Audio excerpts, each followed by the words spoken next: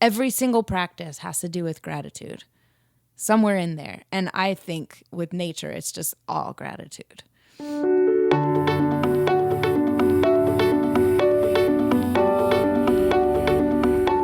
Hey, it's Tony Howell, and I want to thank you for listening to my podcast.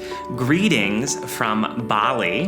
This is #Earth Future Month, and I knew that the perfect guest for this show would be Sierra Boggess. She is deservedly one of the world's greatest and most beloved leading ladies, and her musical theater talents are something I don't want to gloss over. Just highlights include originating Ariel in Disney's The Little Mermaid, Christine Daae in Love Never Dies, and most recently, Danielle in the new musical Ever After. She's an Olivier nominee, and I do hope that you get the opportunity to see Sierra perform live. It is something magical to witness. But today, we are going to dive into her love of the planet.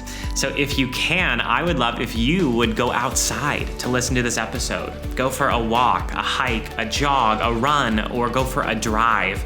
But I really want you to go surround yourself with natural elements. Trees, sunlight, plants, bugs, animals, whatever you can find. Sierra has so many light lessons for you inside this episode, and it is my hope that you walk away with brand new ways to share your light on this earth. Enjoy. Hi, Sierra. Hi. It's been like a year since we've seen each other. It feels too long to me. Amen. But we stay in touch. We do. On the interwebs. Yes. Tell me what's happening. I just got back from Atlanta. I was doing a show in Atlanta. It was Ever After. We'll get to that probably.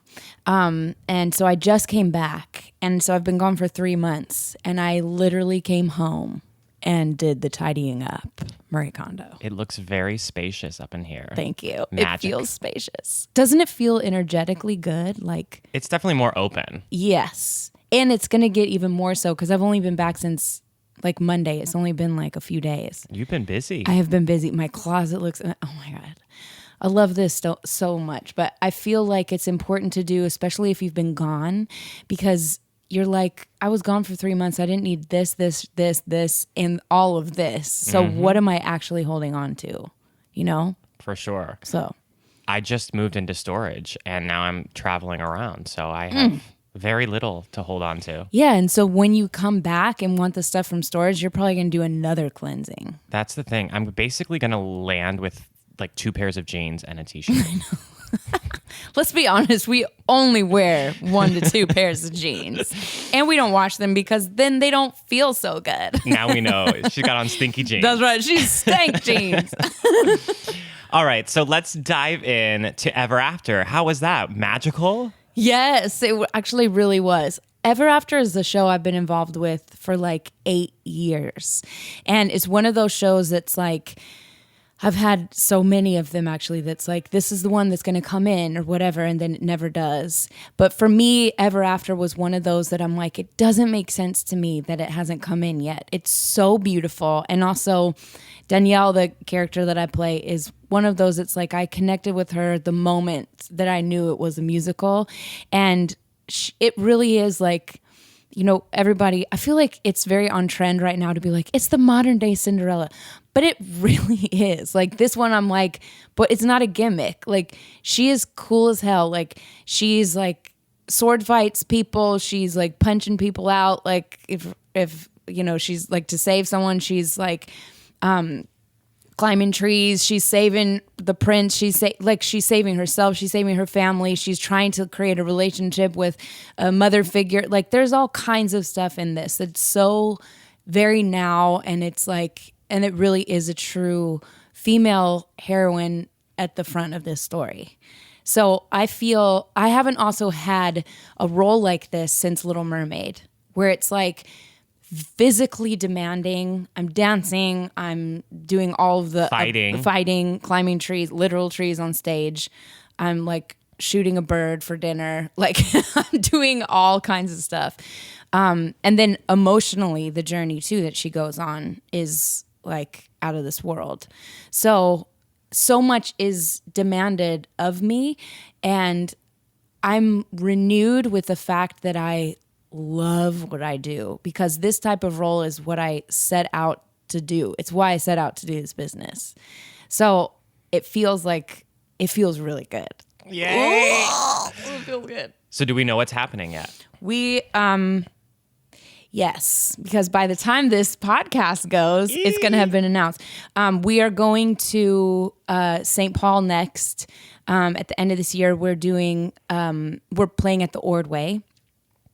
And then we just have to keep our fingers crossed, because I've been in this position so many times where it's a show that I love, and then it's like, you never know. And real estate is a real thing here on Broadway and all that stuff. And in New York. And in New York.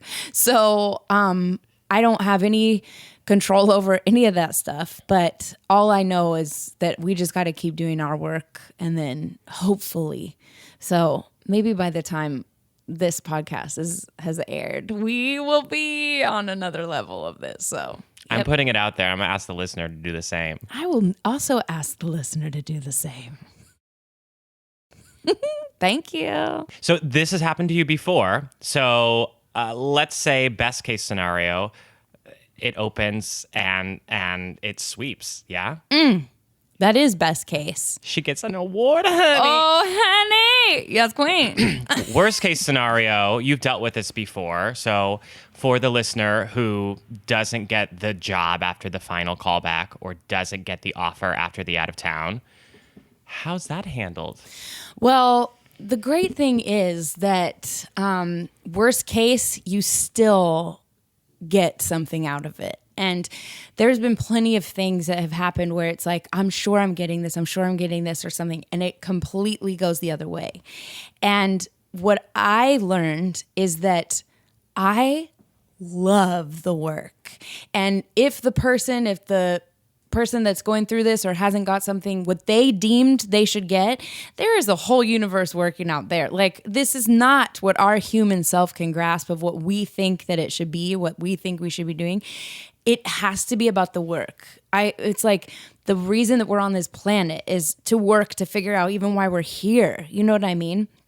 So, like, there was a show a while ago that I auditioned for, and I was in final callbacks, and it was like, it didn't make sense that I wouldn't get this job, and then I didn't. It had your name all over it. It had my name all over it, and I didn't get the job. And it was circumstances that I couldn't argue with. There was nothing you can do about it. And that day that I had that devastating news, I had to go and teach a class for like young, hopeful musical theaters. And I was like, why have I just had this devastating thing happen? And I still want to go there and teach these kids. And I don't feel like I want to go there and be like, don't do this, you guys, turn back, like warn them. And so I talked to them and I said, I wanted to come here because I'm like, even in the devastation, I still want to do this. So having that desire is a really good thing, but then you have to want to be in the work. And I lost nothing by having done the amount of work I did to do the audition. The same with with Ever After 2. I lose nothing by having gone in 100% and having done the show and at the Alliance where we just were, or go to the Ordway and say that we don't get to move on. You lose nothing. Unless you have said yes to a job that you don't want and you're doing it for the wrong reasons, or I call it not playing clean in the universe, something manipulative or something like, there's tons, you can fill in the blank for yourself of what those things would be. Or a lot of times, what I find is people taking jobs just for the money, especially in our industry. It's a tough one. And I know like people have feelings about it because you do have to get insurance. You got to, but I think it's important. Yes. Take a job for the money, and there has to be an or the weeks, like for our insurance weeks, for the weeks and that can be as simple as to practice like having grace, practice my gratitude when I'm with people, practice being empathetic, practice being loving, like that. It can be as simple as that. So go out of town. Maybe you're in a place that you don't want to be or something, but you need that money, but figure out something else besides just the money. to work on. To work on, right? You might as well. And to learn. And to learn. Damn it. You talked about, in my word, the magic word, purpose, that it goes beyond the musical theater story that we're telling, the story. The story. So how did you find all of these real spiritual, meaningful layers to the work? Well, or it found you? It did find me. It found me during one of the many times that something hasn't come to be that I thought was going to come to be. And this is when we invoke our friend Wayne Dyer, who is the one who woke me up with the sentence, I'm not what I do, I'm not what I have, and I'm not what other people think of me. And that is, as you know, that's a really tough thing for especially performers and trained performers to understand, because we've been trained the opposite, that you are your reputation, you are what you do, you are your resume. You're only as good as your last job. You're only as good as your last job. Like, that's some psychological stuff there. Now, I understand on a level what that means and what those teachers or people are saying or colleagues, but there is a higher level than that, because it can't just be this. So I think one of the days that I woke up to that I was like, I don't get it. Like, I can't seem to get where I think I should be going. And I remember waking up feeling so low, and I literally Googled, why are we on this planet? Like, what's the point? Why are we here? Amen. And like a TED Talk appeared. And the TED Talk was like, I will help you find your purpose in 5 questions. You have to answer 5 questions. And I was like, you got it. And you basically, it's so basic what you do. And the first question is like, who are you? And that's just your name. So it's like, who are you, Sierra? 2 is like, what do you do? Like, and to answer that, if you're struggling with what do you do, it's what do you feel supremely qualified to, or uniquely qualified to teach? Mm-hmm. So I wrote, act a song. That's what I said I do for a living, which is true. And then the 3rd is, who do you do it for? And my first instinct was myself. But that isn't so, because I think what's ingrained in me is it's like, no, make sure that it's not about the other people, but it has to be. Mm-hmm. No matter what it is that we do, it has to be, or else you are just doing it to make money for the money for me. So I ended up putting down my second choice, which is the audience. And the 4th question is, and what do they need? And I wrote escape. They need to escape. And then the 5th is, and what happens to them as a result of you doing what you do? And I said, they feel better. So then he says, the answer to what is your purpose is number 5. Of course. And so when someone asks you, what do you do? So what do you do for a living? I help make people feel better. Correct. As opposed to, I'm an actor, I'm a singer. Like, it's so limiting. Mm-hmm. Wait, I think I want to write that like on my next like travel like landing card. Like, you know, they give you on the airplane. It's like, and what's your occupation? And what if I was just like, I help people feel better? That you do.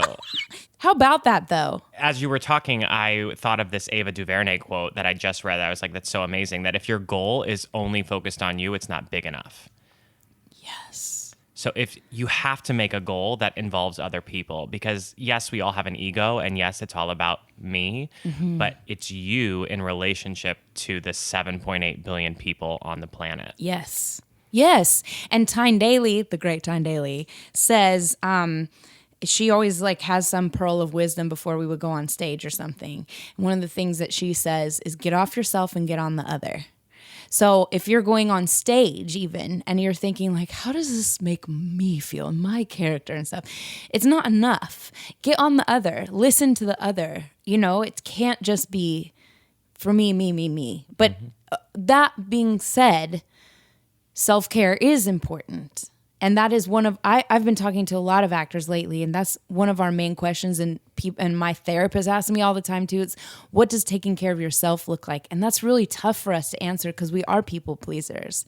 But that's when we start figuring out if the way that I'm supposed to for a living help people feel better, I have to know those things for myself. I have to wake up and not look at my phone, break those addictions, stuff like that. Social media, all that stuff.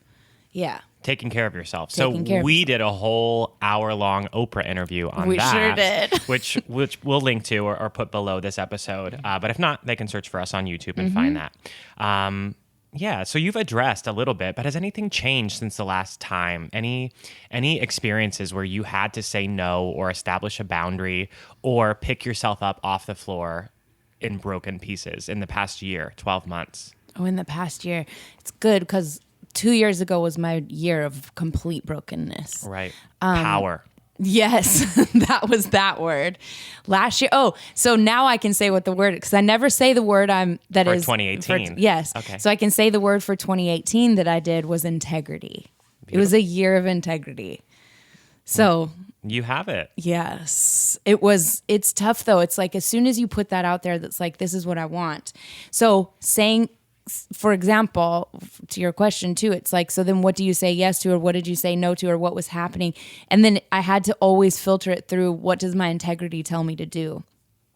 And I guess in the middle of the year, I was doing a workshop of Secret Garden at the sort of... with Ramin. No, he wasn't in that. That was the Lincoln Center one. But I did this like we're trying to revive Secret Garden.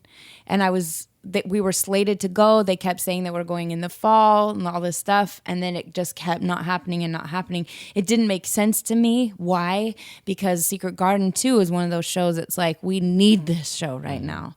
And one of those shows as well for me that's like a dream.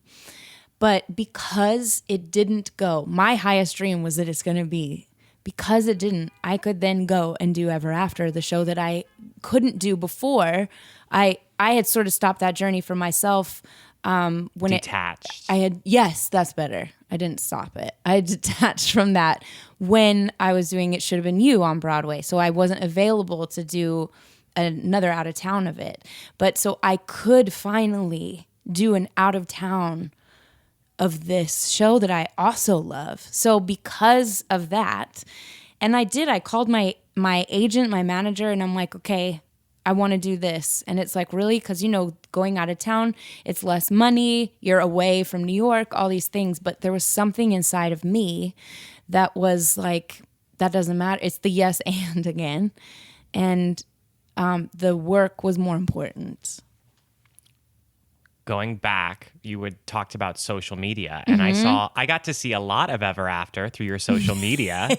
I unfortunately did not get to go see the show because I wasn't able to, but hopefully maybe I'll you'll be see seeing it. you here in New York. One of the things that really resonates with me from our time working together is you said there's a difference between being a star and being a leading lady. So for the young man, leading man or leading lady or just leader in the group, what are some things that one can do to enter a company and really establish the difference of leading? Yes. I also, so different, what you were asking is, has anything else changed from the last time we talked? I also now want to put a difference between ingenue and leading lady. I think that you should, or not should, but I am still an ingenue, but a leading lady. And I think sometimes saying that you're an ingenue, it's almost like you're relieving yourself of that duty. No maturity? Yeah. It's like the word itself has these connotations that's like, you're a waif, you don't know anything, and let someone else take care of the people. But I'm technically the ingenue in Ever After, for example, but you better believe it, I'm the leading lady and that's how I want to conduct myself. So the way that I've learned this and how I am still honing, like you can do that forever, figure out how you want to be the leader of your company or whatever. There's a balance of, I guess it's I guess I hear this with parents too. That's like there's a balance of like you don't want to be your kid's friend, but you also need to be like authority, like all that stuff. But there is a balance of like how much you hang out with everybody, because you also have to maintain the integrity of the show. And for example, with Ever After, my character is on stage pretty much the whole time. I can't go out with everyone, especially if there's environments where there's like smoking or anything. I can't even be around it or whatever. But it's like finding that balance that's like, you make sure that everybody feels comfortable and that everybody feels like a unit. You establish that from the beginning, and that everybody is equal and everybody is to establish how important the work is. So my integrity as the worker bee in the room is important. That's like, and we learned this as dancers too, that's like, if you're sat down, you better have a huge injury. You know what I mean? There's one of the guys in the show who's a dancer, and it's like, we would joke all the time. It's like, are you dead? No, then get up. We're rehearsing. You know, it's like, because you don't sit down until you have a break. And another thing that I'm starting to realize is I'm making a rule for myself now that there is a no cell phones in rehearsal until I'm on a break. Then I check my phone. So you can be rehearsing for an hour and a half and I will not be using my phone. I will not be texting. It's something I learned from Doug Hughes, who is our amazing director for Age of Innocence. And because Age of Innocence took place in the time it did, it was a no phones policy in the room whatsoever. And I loved that because also then you're engaging with people. And for me, I know as the leading lady, I'm not going to have time later. I'm not going to have the energy later to get to know people or whatever. So I'm going to use my time in rehearsal to be observing and watching and same thing, but being present with what is and all that stuff. So I'm like going around in so many circles with this answer, but it's okay. I'll repeat back. I think that it's about showing integrity, your word. And then I also think that it's being connected at all times to the community around you and the team and the shared goals. Definitely. Shared goals is so good. And it's like, there's a quote, I don't know who says it, but I love it all the time, which is remember why you started. And we can forget that with anything. I mean, that applies to every single job that you do, anyone. Every role that you play in life. Yes. Yeah. Remember why you started.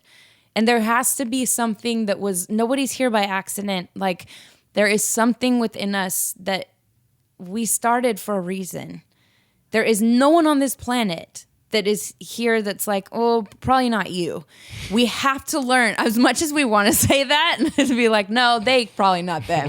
But it's like, no, them, because they are teaching us something. Amen. So remember why you started. Last time we talked a lot about social media, and you brought that up, and you're doing a lot of social. So I'm asking on behalf of audiences that I speak to a lot. Oh, and we can talk about our upcoming conference together. Like, how do you build? How have you built this huge community that you have? One of the first things is I got off of all social media a long time ago. 2009. It was 2009. In London. So you can all listen to that interview that we already did about it. But I did. I got off all social media, as you know, and then I rebuilt because it was controlling me. But we didn't have a handle on it then. We still don't, technically. It's like, a danger. It's crazy. It is. I mean, look what happens. You say one false, like, oops, like I wrote something, like I even misspelled a word. It can be criticized. Like, people are ready to tear you down. So, and they're also ready to, I hope I just burped right in this mic. I hope that we keep that. Thanks. We're so real. So now what I did when I got back on social media is like, what do I want to be about? I have a platform. I didn't know how big it was going to get, but it's like people are listening to what I'm saying. So what do I want this to be about? And I don't even remember like if there was something specific that I was like, yeah, I want this. But I knew that I wanted to have some sort of positivity and light and stuff. So that's where I operate from. I have some rules for myself and I pass them on to everyone, which is I don't follow anything unless it brings me joy or informs me. So Marie Kondo your feed? Marie Kondo your feed. Sierra Boggess your feed. Yes, honey. Oh, yes, queen. Excuse me. But it's true.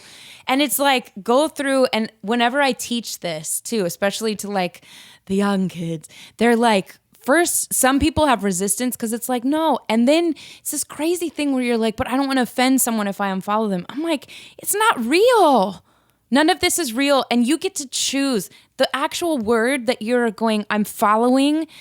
What does that actually mean to you? Like, you are following. Mm-hmm. So therefore, this awful habit that we have, which I also encourage people to break. And it was something that I also did last year. It was like, it takes like 21 days or something to break a habit. But to roll over, you wake up in the morning, you roll over and you check your phone. You go through your email, your text, your Twitter, your Facebook, and your Instagram and whatever. Don't do that. But notice that if you are doing that, what are the things that you're putting into your mind and your body from the moment you wake up? And a lot of times people are following things that it's like they're following them to mock them, or they're following them and they're jealous and they have like envy and all this stuff. Competition. So rid yourself of that. Like, do yourself, because you have control over what you're putting out into the world, and you also have control over what you're putting in to your mind and all that stuff. So we get to go talk about all of this coming up, thanks to your friend and my new friend, Mr. Ken Davenport. Woo! Amazing podcaster, Applause amazing human. sound effect here. Yes. He'll also be on the podcast in a couple months. So you want to talk about that conference? Yeah, he's a really smart businessman, don't you think? I mean, when I worked at MTI, I remember when he produced Godspell, I was like, there's someone who's breaking the rules and doing things in his own way. Yes. And bravo to that. Yes. And the fact, too, that we're doing this conference. It's called Promote You. And we're going to talk. I have to get really clear on, I have to be like, she's ready. She's got to be like with bullet points. But we are talking about this stuff. This is a question people are interested in, is how to promote the self. But one of the things that I've said to them too, that I'm going to make sure that I'm talking about, is the spiritual side of that. Because I just raised my hands for the listener. I'm like, praise the Lord. Because it can't just be, or else we are going against everything we've already talked about, which is that it's like we are not what we do and what other people think of us. And so how do we find this balance or whatever? And it's important. But I will be for sure talking about, part of the thing is, who are you following and why?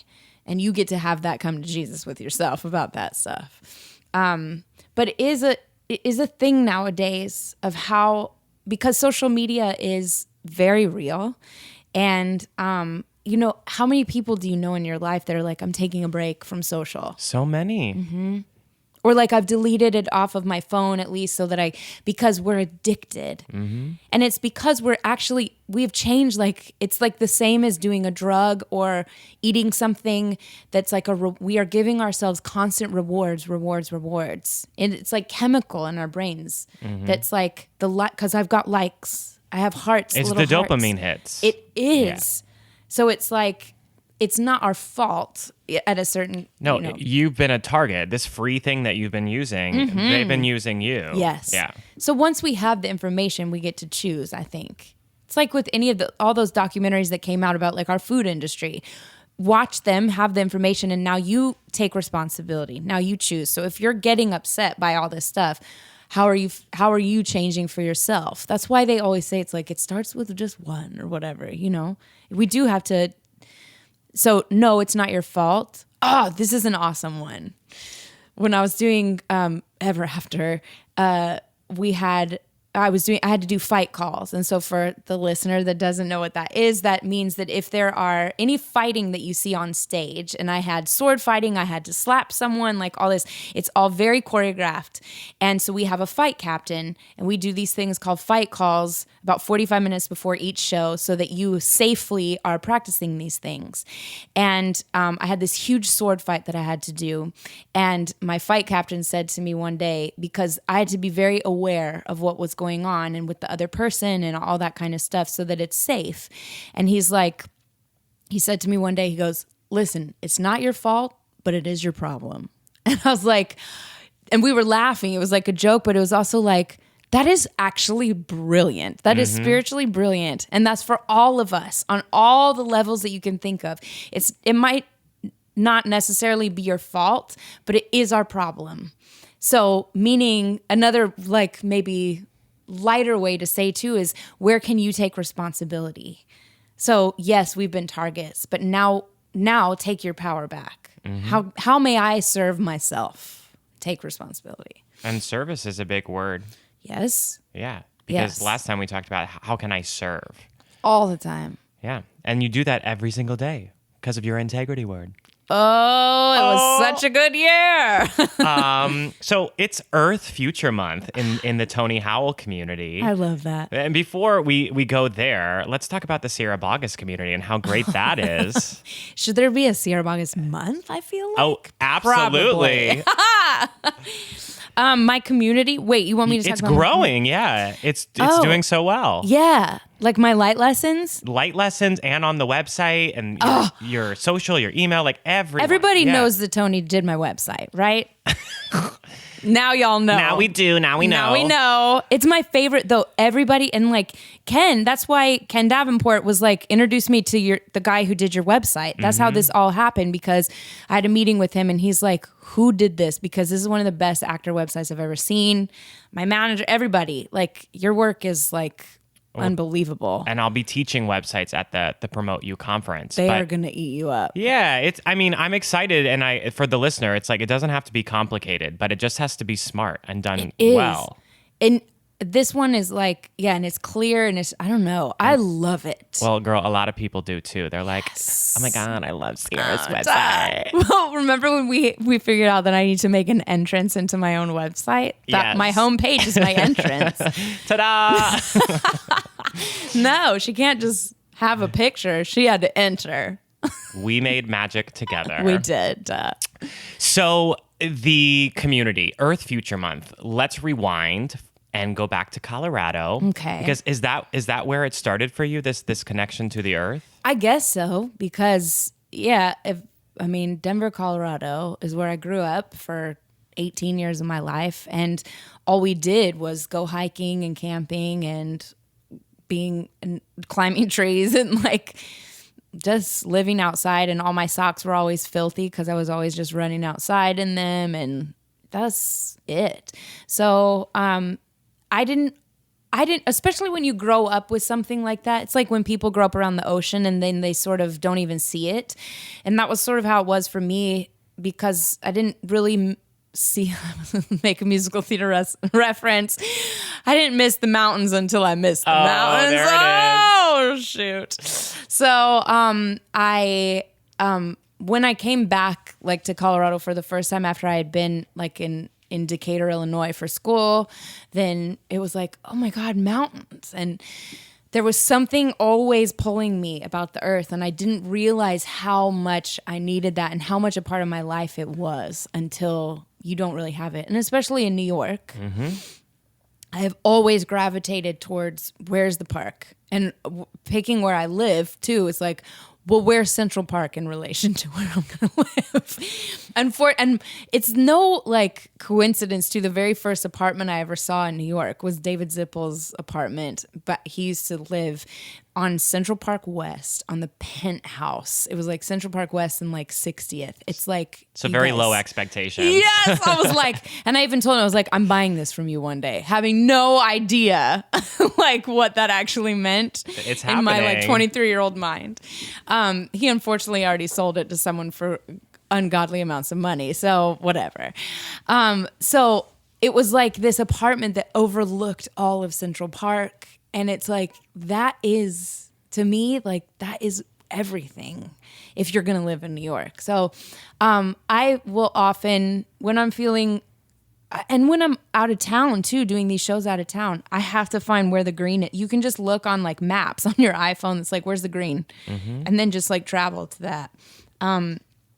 That's how I center myself. That's how I refresh myself. That's how I get clear about things, or feel also like I don't even have to have the answers when I'm in nature. That's a new one for me. That's like the trees, the whole thing is just like, yeah, what's up? Like, come join us. This is what it is today. Do you know what I mean? I do. You just sort of drop back and listen. You don't see any trees that are stressed. They're just like, what's up? This is what it is today. Like when I landed after having been in Atlanta, it was pouring with snow.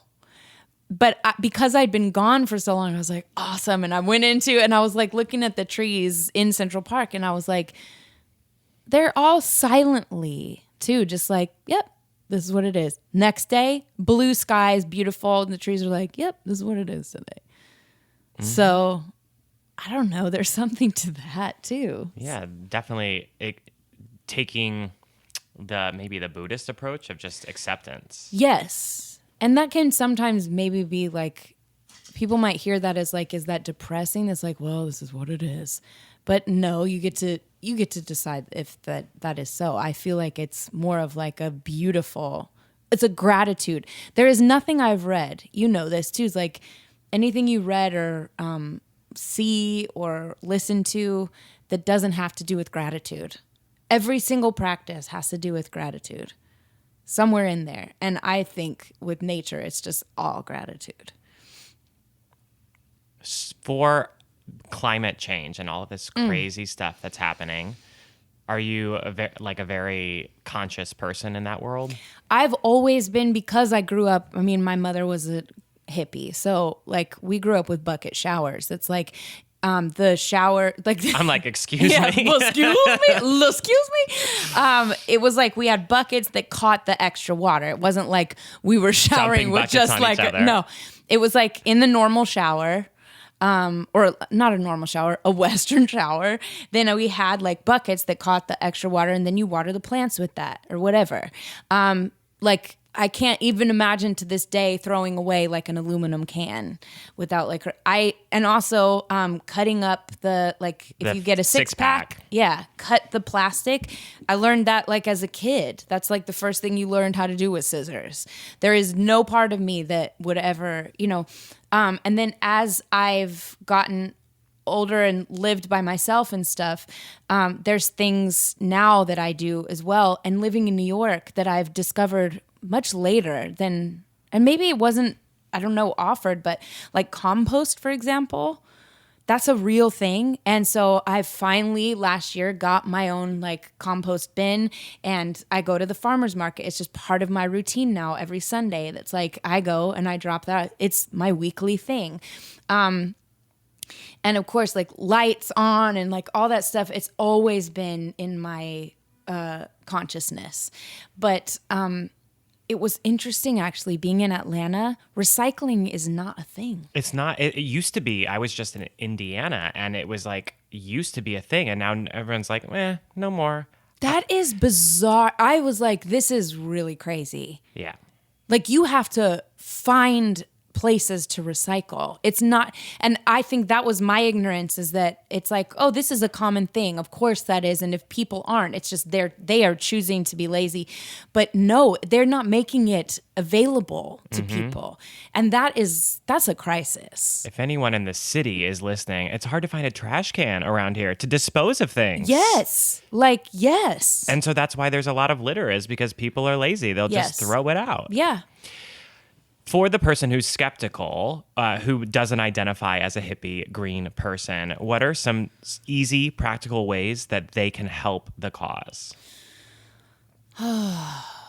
Being conscious of, if you don't believe in climate change, you know that what does exist is famine and people who don't have clean water, and you can see plenty of pictures about that, and there is actual evidence if you're not even looking at the planet. So if what you care about is your fellow human, and you know that there are people who don't have enough to eat or water, that should be enough to make you think about not turning your shower on for like an extra 30 minutes to let it heat up, which people do all the time, just the wasting of water. Just start being conscious of, well, at least for my fellow human, let me turn the water off, because the truth is we do take for granted that's like we have this plumbing and we're not thinking about where our water comes from. So doing that, turning off your lights, it's just sort of, to me, is common sense. It's like if you're not in that room, it doesn't need to be illuminated. You can do that like later when you go in there. Stuff like that. I guess that's a start. Like that's pretty, I'm just trying to think as basic as possible. So I watched 60 Minutes with my mom. Yes. It's one of her favorite shows. And this idea of plastic, it doesn't disintegrate. And so what happens is it all just ends up floating around in the ocean. And the ocean looks like trash now. And just seeing that visually, people can go look at that episode. Yes. I'm like, no plastic bags, paper bags. That's it. But I have to complain for a moment because the grocery store doesn't put handles on their paper bag anymore. Maybe because it's more expensive to make a paper bag. Oh. So they're cutting corners. And so it's like, we've got to do something. We do. And I think that one of the easiest... I'll get my own bag for the person who's like, well, why are you using their bags? Yeah. Well, that's what I was going to say, is one of the easiest things to do. Everybody, especially like... we have bags with us. We have purses or whatever. Get a bag. Have a cloth bag with you at all times. Mm-hmm. I mean, I do. I have a bag that I carry as soon as I leave the house. It's just part of. It's like you have your wallet, your phone, and your bag, your reusable bag. That is easier than getting plastic bags. Think of that.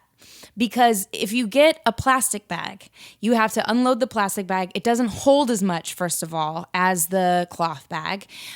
Second of all, you have to wad it up and put it somewhere, usually under your sink, let them pile up, and then you have to dispose of it at some point. All you have to do if you have a reusable bag is have it. Yeah. That's it. Mm-hmm. There is nothing else that has to happen. You don't have to wad it up under, you just put it back in your bag. That is it. So it's eliminating other steps that you don't need to have just by having a reusable bag. Maybe Sierra needs to come up with a reusable bag. She sure Ooh. does. Maybe. Great. Merch. Oh, merchandise. That's a good idea. Speaking of merchandise, before we talk about light lessons, on this same topic of just caring about your human, I think we would be remiss. We're living in crazy times, like the craziest in our lifetime. We don't know where we're going to be in April when this debuts, but how are you handling the global politics, current events, like the hoaxes and such? Like, how do you process that and then get through? I process it by everything that we've talked about already.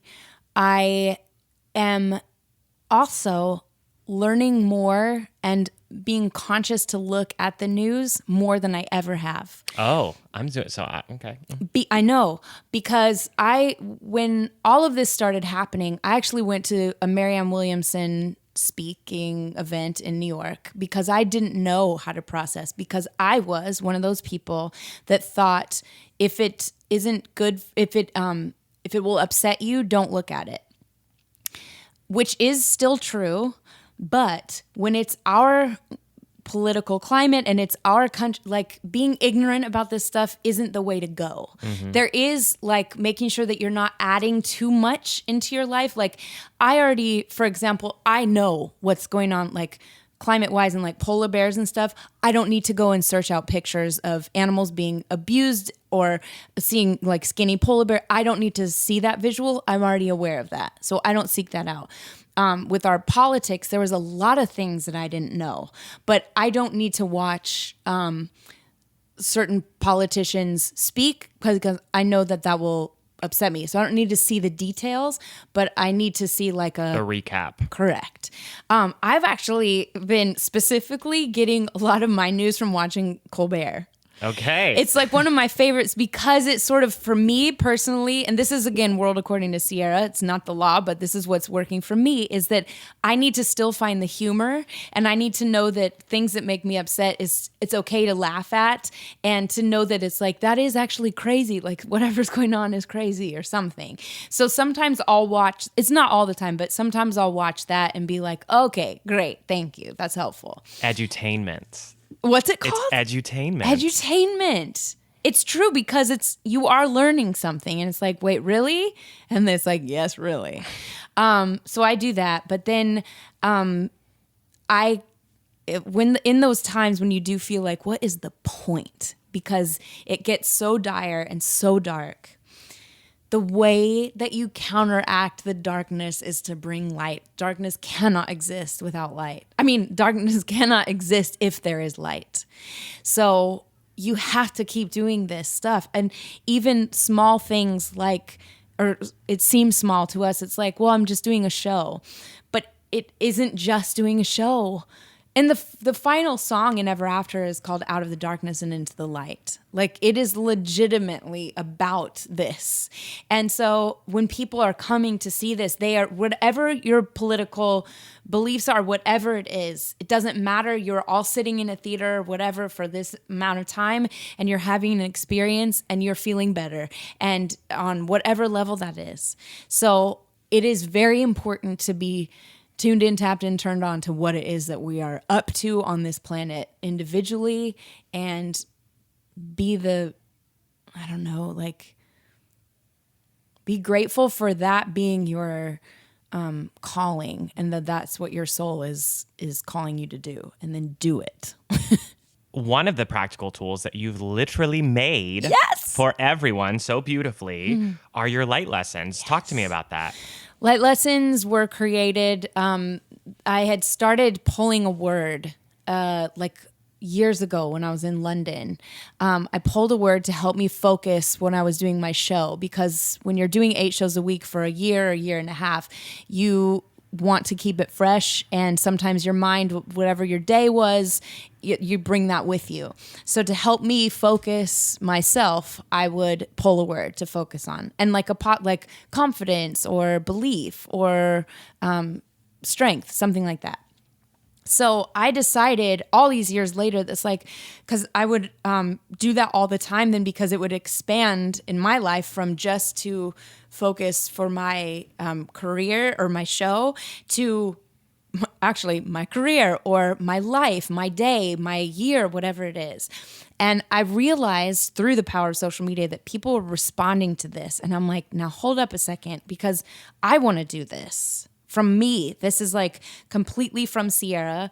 And I partnered with Jane Jordan, who runs Fit for Broadway, created Fit for Broadway. She's incredible. And she's somebody like you. It's like, it was the same year where I was like, I want good people in my life that are willing to put out my message and behave with integrity the way that I would want people representing me, and like all that kind of stuff. So I brought Jane Jordan. We met for a coffee, and I told her my idea, and she's like, this is something that I've been wanting to do with you. Her sister is the one who drew there's like each word on my card has a special drawing. Her sister drew them. Beautiful. And her sister was pregnant when she was doing these drawings too. So it's like, it's so endowed with like literally creation. Like, it is incredible. So I came up with 20 different words or phrases that is something that I'm known for, that I responded to, and that people, I felt like they needed. And there's 20 of them. Each has a specific drawing. And then there's a really cute bag with a tree. Every single thing. I love it. I sent it as a gift already, and I will continue to do so. It's a good gift, isn't it? Mm-hmm. Because everybody needs it. It's like a really simple way. And they're called light lessons. That's the other thing is, because I was meditating on how, like, what do I call these things? And I was out down like by the Hudson River in the summertime in New York. So the fireflies are out. And and I was like, hold on. And I was meditating on the firefly. And just go with me on this. Natural elements. Yes. Outside, of course, these bugs that you would not notice during the daytime, that they are just like regular looking, like black beetle looking things. And you'd probably be like, ew, what's that? But when the darkness comes, they illuminate their butt. It's actually their abdomen, but I think it's funnier to say their butt. Their butt lights up. No, but like their body is lighting up.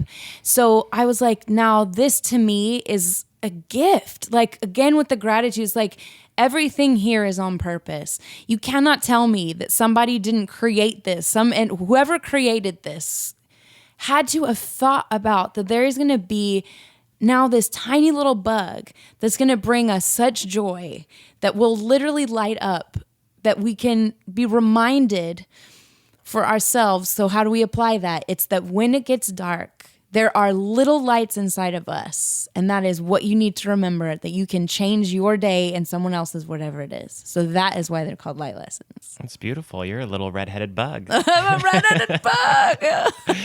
So we should pull some cards. And I'm also here. I have to throw a shout out to Connor Lynch, my podcast producer, who does the magic behind every single episode. And he's going to pull a card for our listener. Oh, I love that. What do I do? So how I suggest to people as Connor's pulling to use the light lessons is they come in a bag, and you can just reach your hand in a bag or you can pour them out on the floor.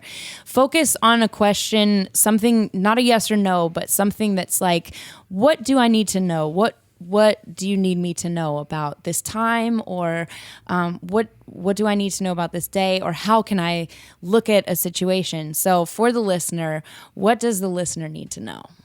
Go ahead and reach down, grab one. Yeah. Empathy.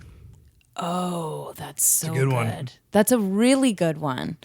What's the drawing on empathy too? Oh, the world. It's a little planet Earth. Yes. So the special drawing that's part of empathy is the world. And that's what we're doing here. Earth Future Month. Hashtag Earth Future Month. I mean, that's the thing. Like, it's so right on, isn't it? It's perfect. And should we pull new ones, or are we going to talk about what we drew before our interview? And then we'll pull new ones. Okay. What did you pull? I pulled light worker. Audience, was Sierra a light worker today? That little bug over there. And guess what I pulled? What'd you pull? Listen. Yes. I can do better at that. I will do better. I feel like you're really good at that because you let me talk, but you're engaged and you're also like driving this. It's such a skill and you're really good at that. Okay, should we pull new ones? Yes, let's pull new ones because now we've shifted the energy. So we have to pick something to focus on, right? Yeah. Okay. What do I need to know? I always like to ask, what do I need to know? Cool. Fully present. Openness. Oh! Those go hand in hand. They do. Of course they do. Yeah. Yes. Because we sort of have to release this now. Mine has a window. And mine has a little 3-leaf clover because we thought it would be too cliche to do a 4-leaf, even though I find 4-leaf clovers all the time. People who know me know this. Like literally all the time I find 4 leaves. But part of being fully present is that you have to be present with the 3 leaves to find the 4-leaf. Mm-hmm. Come on now. None of these are accidents, y'all. It's all meaning something. So what's next for you? This summer, we've got the conference coming up. What else is happening? I'm doing tons of concerts. So I'm doing a concert next. I'm going on a cruise first with Seth Rudetsky. So that's like to the Caribbean. So that'll be nice. Then I'm doing a concert in Utah, concerts in San Francisco. Then the conference.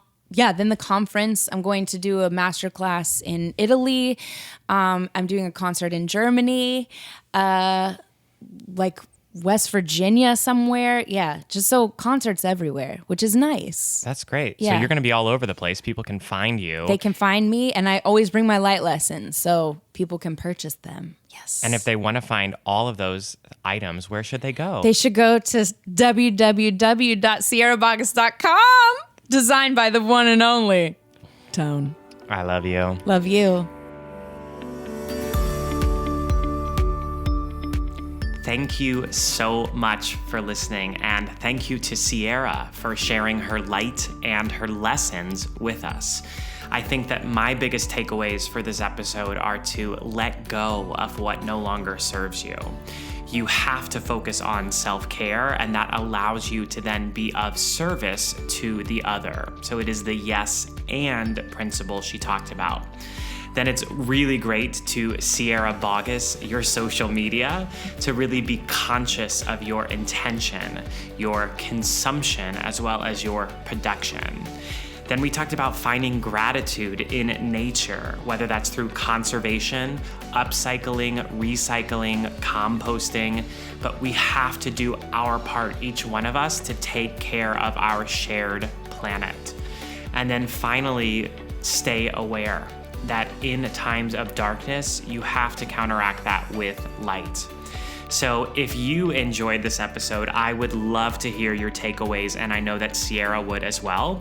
So please take a screenshot of this episode and tag both of us with your thoughts. Use the hashtag Earth Future Month.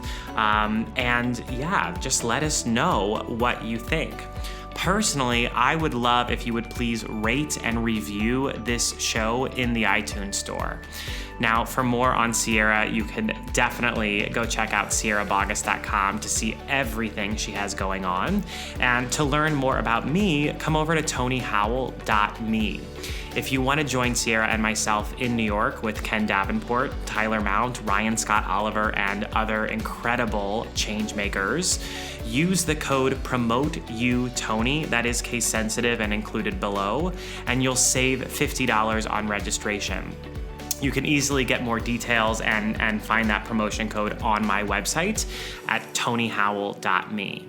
So thank you so much for listening. Thank you for sharing your light. Please reach out. I am listening with openness.